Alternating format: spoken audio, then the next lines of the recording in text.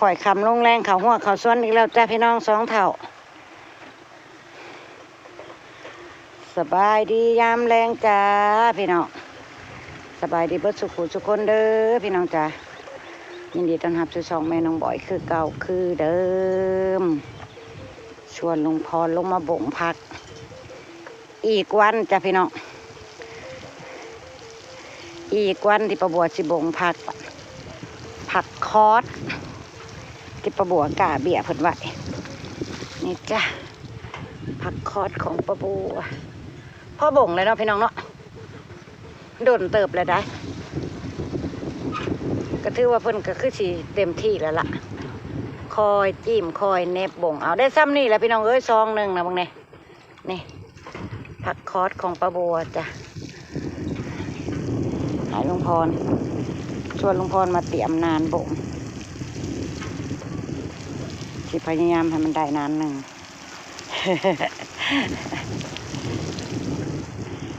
คอสผักกรอบผักออร์แกนิกแต่ว่าสิมาปลูกใส่ดินเนาะพี่น้องมาลองกันเบิ่งปกติเพิ่นปลูกแบบว่าน้ำไหลผ่านนี่เนาะพี่น้องผักคอสผักอันนี้น้ำไหลผ่านปลูกใส่โฟมอย่างประมาณนี้แต่ว่าเบาเอื้อเพิ่นปลูกก็ได้อยู่ได้ปลูกใส่ดินใส่อันนี้กะปลูกกะสิลองเบิ่งคือกันจ้ะเตรียมแปลงปลูก2 เท่าน้อง จนหน้าดำหน้าแหล่พี่น้องเอ้ยหลวงพ่อยังบ่เปียกเลยเอาซับดินในเพิ่นซุ่มยังไงคุ้มอยู่ตัวนี้บ่แม่นสิได้เหี่ยวอดซุมื้อบ่นี่นะอดจนกว่าเพิ่นสิซุ่มหลีไปแล้วเนาะ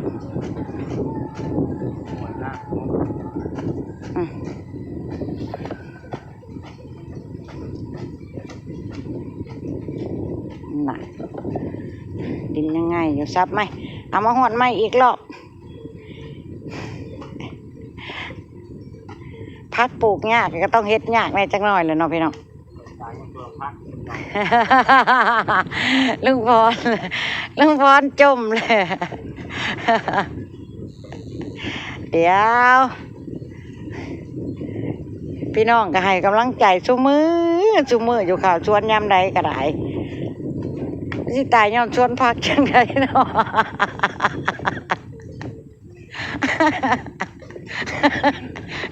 ไม่ใช่พร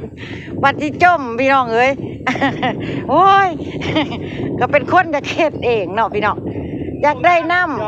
ำที่เพิ่นเว้าบ่แม่นอีหยังเลยพี่น้องบ่แม่นว่าเพิ่นอันนั้นใดเพิ่นท้อแท้พักเพิ่นมันบ่งามอีท้อแท้หยังเถาเขาก็ใส่ทุกอย่างที่ชาวบ้านชาวช่องเพิ่นใส่กันขี้หมูเขาก็ใส่ขี้งัวเขาก็ใส่ล่ะยังเหลือแต่ขี้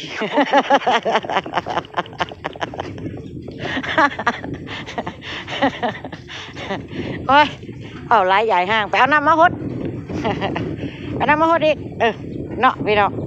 หดให้พ้นซุ่มดีๆแล้วก็ค่อยจิ้มเบี้ยพักออกมาใส่พี่น้องมาให้ลุงพรเอาน้ำมาหดอีกก่อนประบัวก็จะเอาเสียมสวซอยลุงพรไปเอายาวให้มันได้ที่เท่าซอยกันยาวเนาะยาวมาสักพักหนึ่งเลยจนมันได้ใจพลบัตนี่พี่น้องให้มันละเอียดดีๆเบิ่งดูมันเป็นย้อนยังเนาะพี่น้องมันนั่นตีดินบละเอียดเลยบอกเอาเบิ่งบ่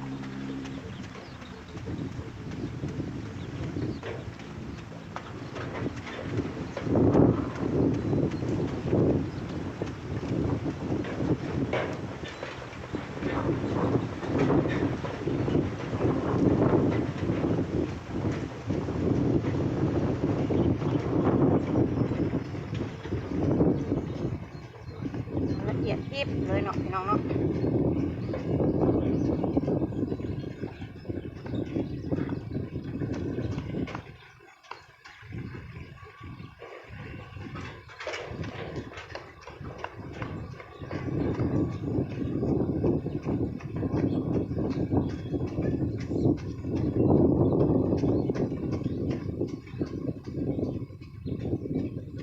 บ่ปลูกแล้วจังบ่โฮดบ่เท่าโอ้ย แจกเลยนะรถใหม่ นั่นบ่พี่กันโฮดทั้งพี่เด้อนี่มันยังสูงดูพี่มันจะกันเปียกโอ้ยคอยนี่เฮ้ยมันปลูกจะดีจะนอกได้เฮ้ย พี่น้องท่านนาหน้า โอ้เดี๋ยวจะได้เจ้าของบ่อาบน้ำหรือว่าพี่น้องบ่อาบน้ำรถพี่นะลุงพรน่ะพี่น้องเอ้ยว้าวไป แค่อาบของน้ เพิ่นบ่ได้อยู่อันหมองอากาศหนาวคือเฮาได้อเถา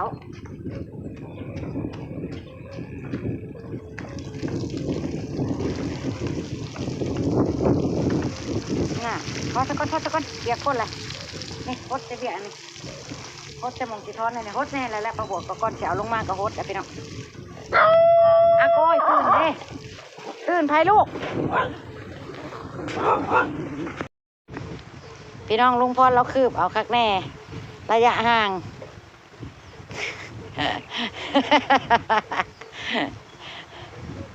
คืบเอาข้างแน่ปะเท้า ำขี้หมูเด้ เอาขี้หมูห้องพื้นบาดนี้เป็นจังไดเอาขี้หมูห้องพื้นได้พี่น้องบาดนี้นะโมเมนขี้งัวเลยเด้อบาดนี้ ตอนขัดเนาะ ปกติเอาขี้งัวห้อง ใช่ขี้หมูแล้วพอแล้วขี้หมูว่าวมันได้คือขี้ว่าวมันอุ้ยมาฝึกขี้หมูใหม่ตายเขารอหมดเลย จะใครงามนะ ขี้หมูทิพ เนาะขี้หมูมันก็พอแห้งแล้วความเค็ม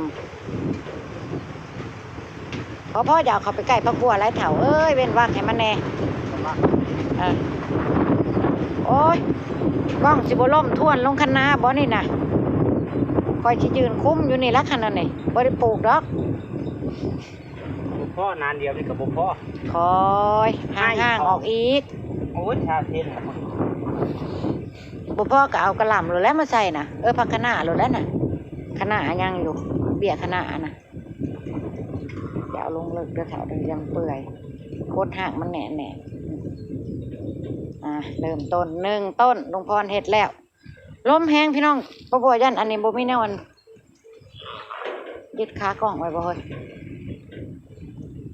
เบิ่งบ่บ่ไปหาแนวยึดขากล้องไว้ก่อนมาเผาเฮ็ดพอแล้วพี่น้อง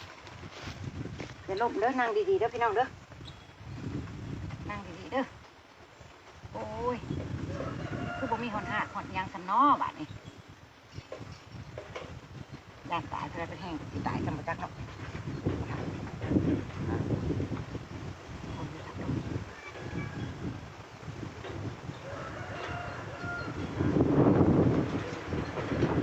ก็จะมางานง่ายก็แท้สุโขเด้อ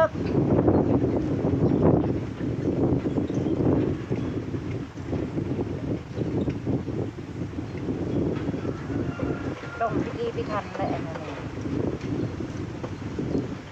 ต้องพิธีพิธันกับเพิ่นไม่ได้ถาม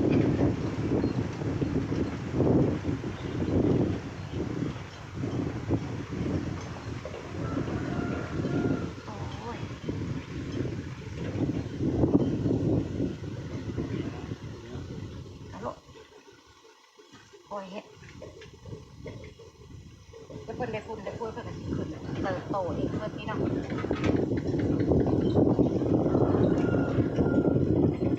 เฮ็ดต้นละเท่าน้ำเลย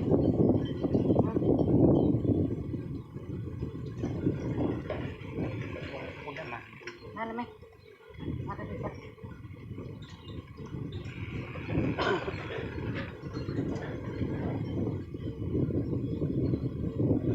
โอ้ยเอากระโปงเป็น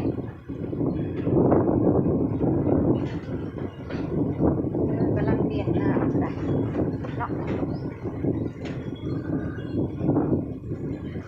ต้องคนกินเป็นอย่างลงหาคนเอาไว้กันต้องคนให้คนกินแบบนี้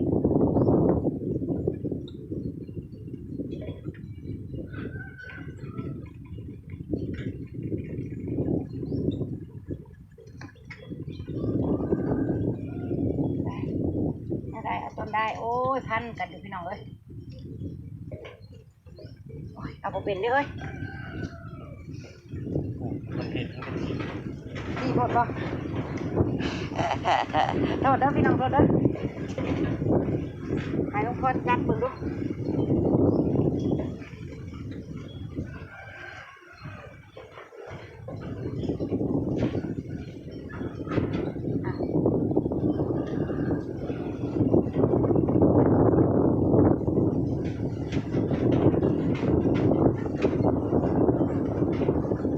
ง่ายเอ๊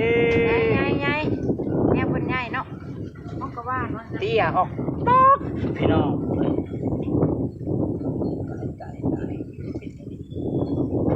เอาที่เจ็ดที่ไม่เอาบ่งกันใหญ่ทำนี่แต่ว่า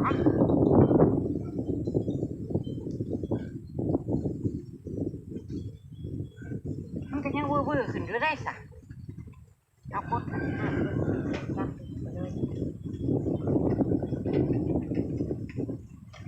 เอาไปเลยจับ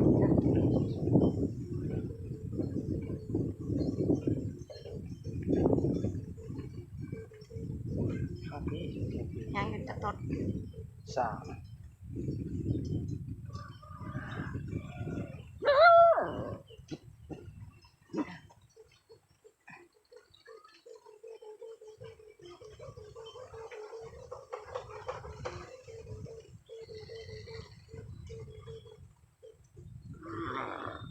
หนึ่ง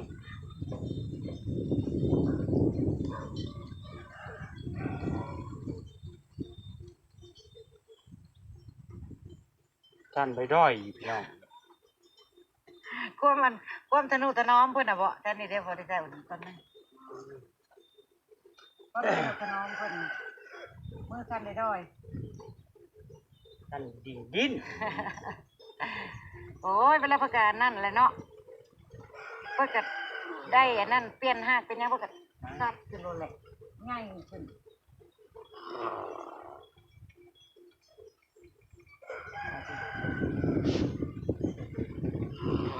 สองคน ใช่นี่พ่อแบบนั้น เดี๋ยวนี้ อีกจ้า หอดอีกจักเลย น้อง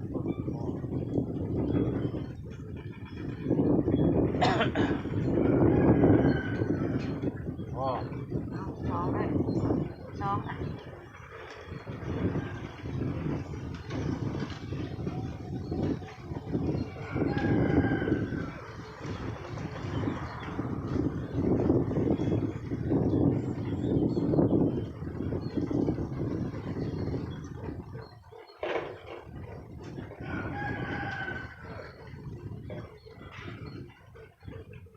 ย่านเพิ่นบ่งามก็จนสั่นดอยๆบอกทุกคน ทำหัวละพันพ่อเห็ดแต่เนี่ยยังยาก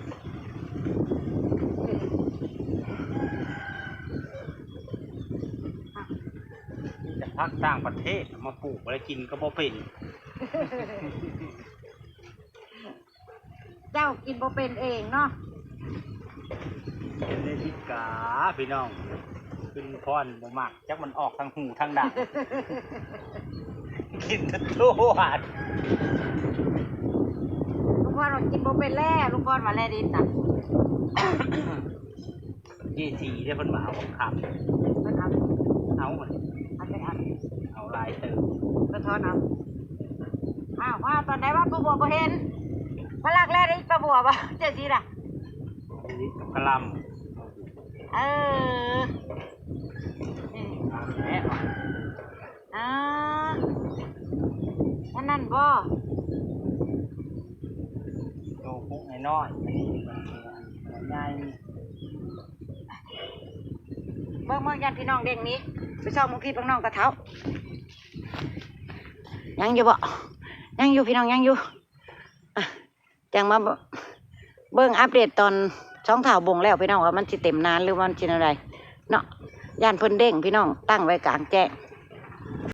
เอาเป็นว่าสำเร็จพี่น้อง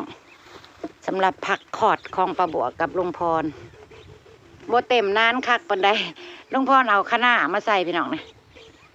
เหลือ2แถวจังสิเต็มนานจังสิเต็มนานนี่ เอานับตัวที่ต้นที่จะเก้าต้น เอาจะนับในไรสะเถา ลุงพร นี่ลงดินแล้วเรียบร้อยสำหรับผักคอดปลาบัวเพิ่นก็สิเซาแน่นิดหน่อยแหละเนาะเพราะว่าหากเพิ่นขาดเนาะเฮาดึงออกเดี๋ยวมื้ออื่นเพิ่นก็สิซื่นขึ้นเพราะว่าเฮาเฮ็ดยามแรงนะนี่เหมือนปลาบัวบ่งสลัดเมื่อวานนี่แหละผักกาดหอมนะเซาแบบนี้แหละ แต่มื้อนี้ซื่นเลยได้พี่น้องบ่ได้เซาเนาะอ้าวไปเรื่อยๆของปลาบัวกับลุงพรนี่แหละจ้ะพี่น้องบ่ต้องรีบต้องร้อน ไปช้าๆจะได้พาเล่มงามเพิ่นว่าได้พ่อใหญ่พรผู้เฒ่าเพิ่นว่า ช้าเดี๋ยวผ้าเล่มบ่งาม